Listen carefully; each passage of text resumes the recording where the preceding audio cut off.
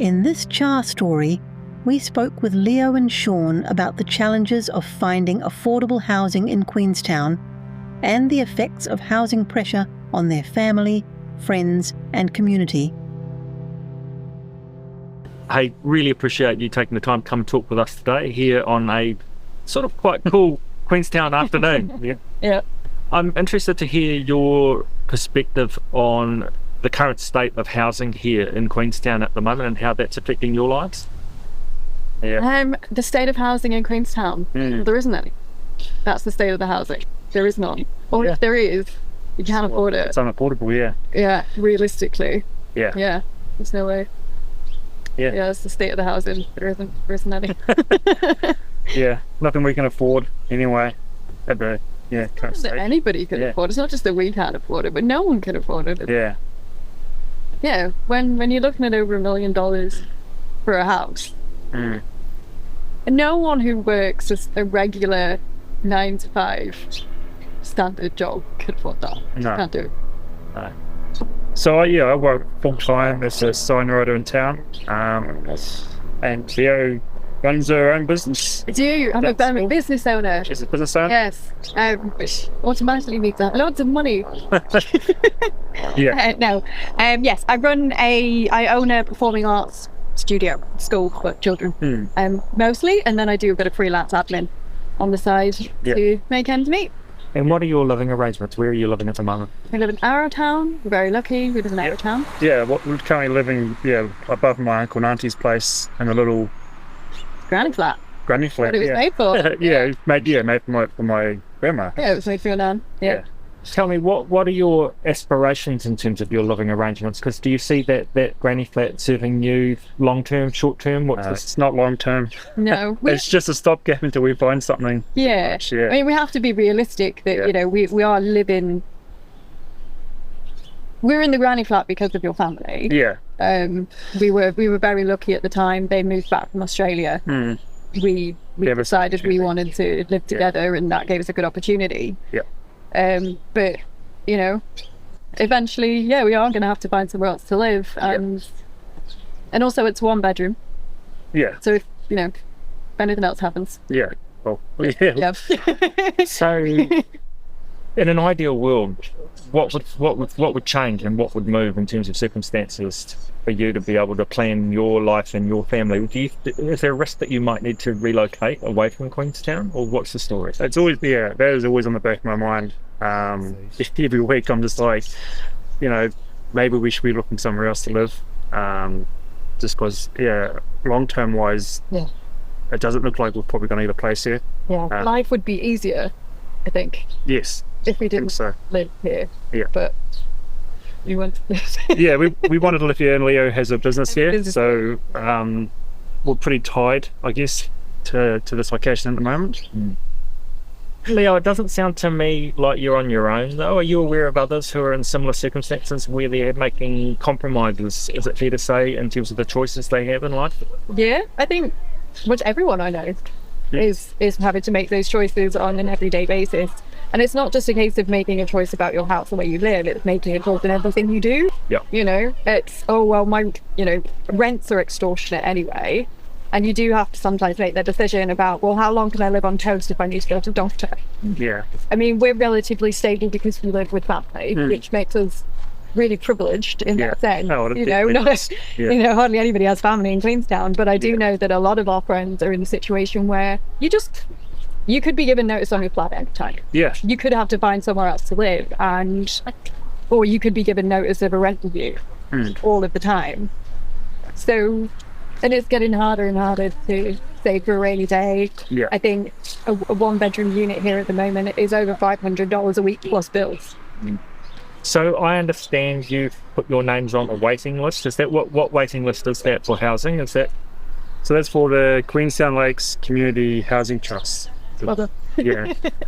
And that's the be on the waiting list to what we're hoping is be able to purchase a house in Arrowtown, right? Because they're currently building there. I think they're going to release a few houses in the end of this year. And ideally, it'd be very, very nice if that was an option for us in the future. And you've done the numbers on that with regards to your income. Is that at a level that's affordable or achievable? Definitely. Like when I did look at it, the numbers when we signed up for the waiting list, when I looked at it at that time, we were definitely able to afford the mortgage. If I apply for it now, again now I don't actually know if I'll get that mortgage or not. Yep. So you need a reasonably good runway, don't you, to plan around? Oh, it's there's a lot of planning around it, yeah, for sure. Yep. Yeah.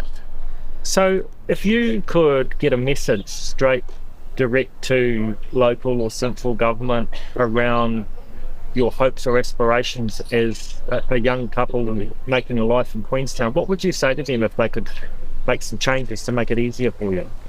That's a good question.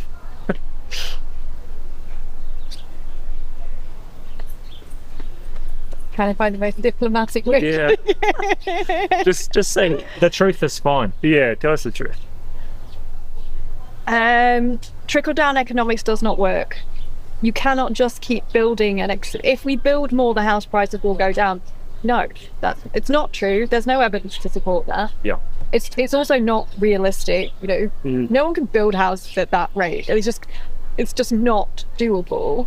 So something has to be put in place. There has to be some form of regulation that says, actually, no, a certain amount of these houses to be affordable. Yeah. They cannot be above a certain amount, because just the idea of we will build more and the prices will come down, there's no evidence to support that. It's really important that those subsidised housing should be in housing estates rather than building one on its own. Because you're talking here about mixing people in together. Yeah, absolutely. Because that builds better communities, and it also reduces. I don't know what the new term for it is, but the term back in the 90s was sink estates. Right. Yes. Yeah. In some ways, here in New Zealand, with the government provider Kāinga Ora, in some other regions not here, there's been a lot of NIMBYism, not in my backyard, and there's been community resistance to these large high-density blocks of social housing. Yeah. Whereas what you really ideally need is mixed housing. Yes. So a harder question, I think. You're on a waiting list. Mm-hmm. You're not 100% sure you're going to arrange your finance. How do you guys cope with this on a daily basis? Because it just feels tough. Yeah, I put it to the back of my mind, and like I said, every now and then it does creep up, and you do think about it. But you just got to keep doing what you're doing, I suppose. Keep plugging away. Yeah, and I guess we're just lucky that we have family to rely on, whereas other people aren't. If I didn't have your family to rely on, well, she wouldn't be here. I wouldn't be here. I would have gone home. Yeah. So it really seems to be as simple as that for you and for others. It's almost the defining feature of whether you get to stay here or you don't stay there. Yeah, it might. Yes, yeah, it is. Yeah, and that is, part of the wider conversation is what you do get a lot is, well, if you can't afford to live there, just leave. Yeah, and that's what you see all the time, even with fellow work colleagues and friends. It's you get quite normalised to it. You have people leaving every month because they can't afford to live here. So that's a social fabric thing there, really, isn't it? I mean, you're saying that you've begun friendships and absolutely, and then people just so many. So I've got friends all over the world now, but still say the same thing. Very lucky I've got friends all over the world. But the only reason they left is because they couldn't afford it. Yes. So this is the story we heard this morning from the visiting delegation from Aspen, where pretty much no one who works or had their lives in Aspen can afford to live there anymore, and so they bus in each day. Yep, and that's what's pretty much happening here in Cromwell and without the bus and Clyde. People live over there in Kingston. People living in Kingston. My workmate used to live in Kingston and drive in every day. It's very common. Yeah, because people already don't live in. No one lives in Queenstown. Everybody lives in Frankston or Arrowtown or Jacks Point. They don't live in Queenstown. And Loughborough. But it comes back around, well, if you don't like it, leave. If you can't afford to live here, leave. But if all the people who couldn't afford to live here left, there would be no town. Pretty much. That's yes. it becomes a vicious cycle. Yeah, it does. And so are you seeing with others who are in similar circumstances to yours, how are they coping? Are they doubling up or tripling up in houses or taking on extra work? What are the ways people cope? Taking on extra work is a big one. Yeah, extra work and putting a lot more people in a house that probably shouldn't have that many people. Yeah. As you can tell when you drive around, Lake Hayes and stuff, there's all these cars parked outside one house because there's so many people living in that house. Right. And the areas weren't built for that. I mean, you can tell, anybody could have figured out that's what they would be used for, but they weren't planned that way. No. But that is what is happening. Well, when we first met, I was in a house of 8. Yeah. And the garage had been converted into 2 rooms. I loved it, but I was a lot younger. Yeah. Was that in this region? Yeah. Yeah. Right. Yeah. It was. Yeah, around here. Yeah. And before that, I was in a house of 6, Community living is like living in groups. It's pretty common here, and it is actually really wonderful, and it's a great way to meet people. Yeah, it is. But there comes a point when you're, knocking on 40 years old.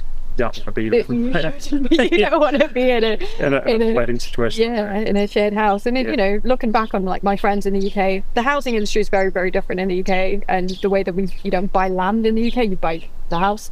But like all of my friends don't. Yeah, so have you both experienced insecure tenure? You've been moved on a few times while you've been here? Yeah, because either, the room turns to an Airbnb or the rent gets too much so you can't afford to live there. Right. So you look around. Yeah, that was my first experience of instability. And we knew which way the wind was blowing. We've been told by the house owner, as soon as the house hits $1 million, I'm going to put it up for sale. Yeah. Which, I can't say, no, you cannot become a millionaire. No. It's your house. Yeah, that's fair enough. And then, we were told when it was taken over, we met the new owner who said, don't worry, you can stay. And within 3 weeks, we got the email telling us to leave. So then, there was 5 of us at that time. So it's not just like when a house gets moved on to another sort of thing. It's not just one family or one couple or whatever that's being put into that situation. This was 5 individuals, all then trying to find either one property or 5 different spaces. And then, It gets us back in a way to the point that you made so simply at the beginning. It's simply just not enough available housing, and particularly if you're looking for affordable. Yeah, and it does lead to situations which are not legal but are practiced, which is bartering. And literally, well, I'll give you this much for your room. I'll give you this much for your room. I'll give you this much for your room. You see it on Facebook all the time. Someone posts a room up and they don't actually say a price, so then everyone jumps on it and it just goes to the highest bidder. Goes to the highest bidder. It's not legal, but it's done. And I mean, I would approve of it. But, if you've also got the lease and you know that the lease could go up at any time, I don't approve of it, but I understand it. Yeah, a little bit out of control though. Yeah, it is. It sounds, and it's no platform upon which to plan your future life. No, definitely not. No. Yeah. And you do have to make decisions about the path that your life takes, or the risks that you take. We don't have children, but if we did, I think I'd be. Yeah, well, I don't think we'll be here. Terrified. Either terrified or not here. That's pretty the much. truth of it. If we did choose to start a family, it wouldn't be effective. Yeah, it's actually a really sad indictment on the housing system here, not actually serving your needs as a young family. Absolutely. Yeah. When you drive around Queenstown, as we do, and you see so many homes at night with no lights on, and there are huge numbers of homes that are vacant here with no one in them. Yet there's an extraordinarily large undersupply of homes for people who actually want to live here. How do you reconcile that? I mean, I don't begrudge anyone who's worked hard to make their money, but it seems to imply that poor people don't work hard. But anyway, back to the house. Our country, our country has become, in some places, and this is a sort of one example here in particular, there's a bit of a divide between those who own assets and those who don't. And and one could argue that the increasing value of houses, there's not a lot of hard work going on there at all, actually. It's simply the fact that they own an asset that's appreciating in value. Yeah, there's a few people who got in before anybody knew Queenstown existed. Oh yeah, absolutely. Yeah, I know. Good on them. Yeah, my neighbour down home where I grew up, he bought some land up here, and he was when I was speaking to him the other year, he was so annoyed that he'd sold it because the value of it now, he would have been much wealthier. Yeah, and people, again, I don't begrudge anyone who bought their assets earlier, but yeah, they're not working hard to make that money. It's doing it on its own. The economy is doing it for it. If Queenstown does continue down the path that it's going, I mean, there's some wonderful efforts being made to provide additional new affordable housing supplied by the local community trust. Yeah, but they are not at the scale. I understand the waiting list here is now over 1,200 families on the waiting list. Yeah, last I heard it was like 700. I'm sorry, it was a few years ago. So if we don't continue as a civil society to intervene, because as you've said, Leo, the market does not provide affordable housing. It has not. It does not. It never will. What's going to happen to the community here? There isn't one. There wouldn't be one. They can't. No, they can't be. Yeah, there'll be just transient people coming to visit, maybe getting the odd job and not actually having the community here, really. And that's going to have a knock-on effect on itself, because you aren't going to have people here to do the tourism jobs. You aren't going to have people here in the restaurants, in the hotels, in the Airbnbs, driving the buses, driving the boats, or doing the tours. If they can't live here, they can't do that. Which means businesses can't run, businesses fail, tourists will go home and speak to people and go, don't go to Queenstown, it was a disaster. Yeah. Which is perhaps a really great message for the property developers who are questioning whether... Well, they don't care. Sorry. Sorry, carry on with your question. Love your honesty. It's refreshing. Thanks. Yeah, that's what it is. Sorry, what was your question? Oh no, what we're trying to do, just so you know, is we're trying to support at a national level the legislation of this thing that they do here, which is unique in Queenstown. That is, including rezoning, where a property developer wants to take a piece of land, turn it into 100 sections for 100 houses. The local community trust gets 5% of that free, and then they can produce homes for families like you.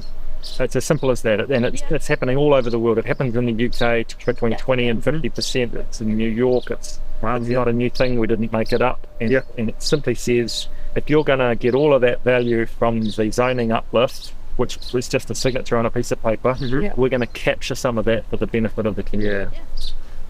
So we think that's a good idea. I think that's a really good idea, I think the generic response is always going to be, but they're going to pass that cost on, which of course they're going to. That's I mean, one could say that if you've got the money to buy the average house here at 1.7 million, then a little bit for the community. Is that okay? True. It's a drop in the bucket. That is a drop in the bucket. Otherwise, who's going to make you flop it? Or teach your children? Well, that's the thing. There was something in the news recently about so many people living in a house that they couldn't even boil the kettle without the electric flowing. And you heard about this in the 90s when it was like, ski instructors and it's all part of your life journey. And I'm not saying that was okay, but now it is professionals. It is.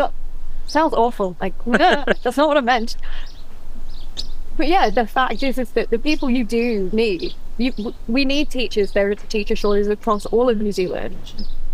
So you need your teachers. Well, they're coming to Queenstown, they're not staying because they can't. We need doctors. They're not staying because they can't. We need police. They're not staying. We need social workers. We really need social workers, and that's certainly not coming.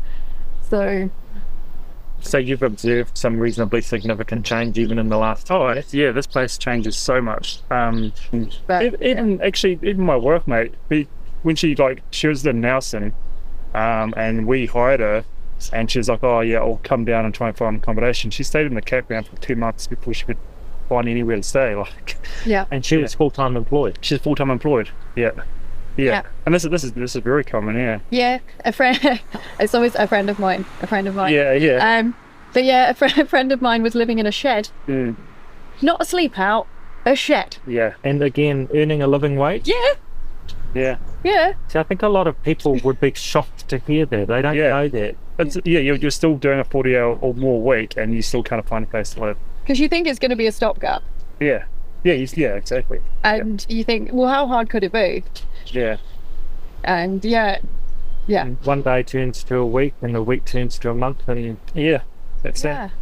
And before you know it, you're living in a tent and it's winter. Yeah. And we've got 2 ski fields. It gets pretty cold. Yeah. I think a lot of New Zealanders would be shocked to understand the extent to which the housing system is failing to serve so many people. Yeah. There are people living in cars. We know that. Yeah. We also know where they are, but we're not going to say because someone will go down and move them on. Yeah. And, at least they've got somewhere.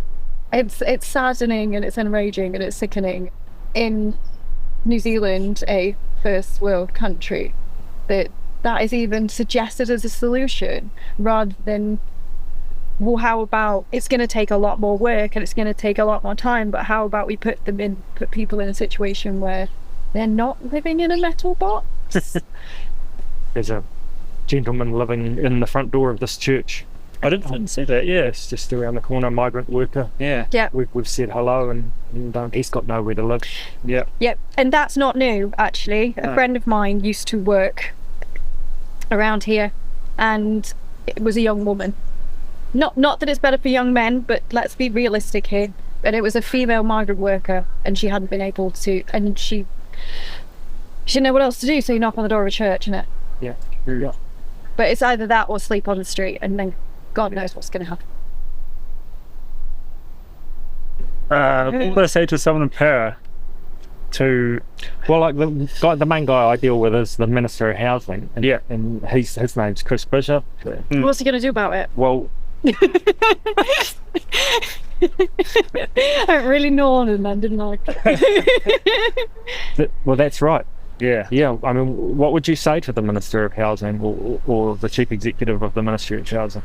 Yeah, what would I say? I think you're going to have to make some really hard decisions, and they're not going to be popular decisions, but somebody's got to make them, and it's only going to get worse. So you might as well eat the frog now. Yeah. And just get it over and done with. Yeah. Because it's only going one way, so you really have to